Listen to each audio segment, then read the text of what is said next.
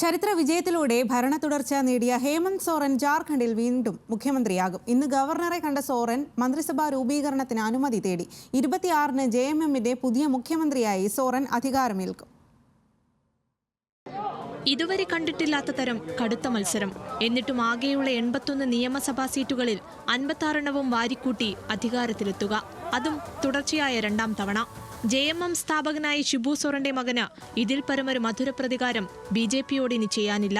സർക്കാർ വിരുദ്ധ തരംഗം പ്രതീക്ഷിച്ച് മുസ്ലിം വിരുദ്ധതയും സോറന്റെ ED കേസുമടക്കം അവതരിപ്പിച്ച് വലിയ പ്രചാരണം നടത്തി BJP ജാർഖണ്ഡിൽ. മാത്രമല്ല, ദേശീയ നേതാക്കളുടെ പ്രത്യേക ശ്രദ്ധയുമുണ്ടായി സംസ്ഥാന തെരഞ്ഞെടുപ്പിൽ.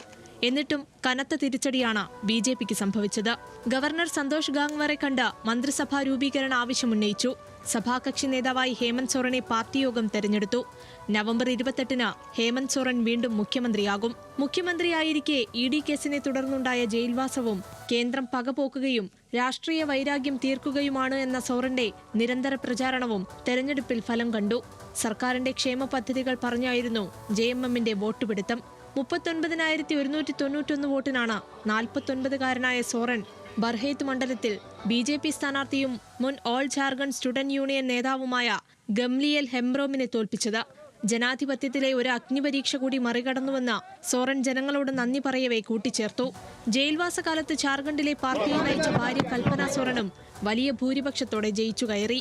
ഖാന്തയിൽ 17,142 വോട്ടിന്റെ ഭൂരിപക്ഷത്തിലാണ് കൽപ്പന ജയിച്ചത്. JMMന്റെ പ്രമുഖ നേതാക്കളെല്ലാം ഇത്തവണ വിജയിച്ചു. കോൺഗ്രസിനും മികച്ച നേട്ടമുണ്ടാക്കാനായി ജാർഖണ്ഡിൽ 68 സീറ്റിൽ മത്സരിച്ച BJP 21 സീറ്റിലേക്ക് ഒതുങ്ങി. എന്നാൽ വോട്ട് ഷെയർ BJP നല്ല രീതിയിൽ നിലനിർത്തി. National desk, news Malayalam.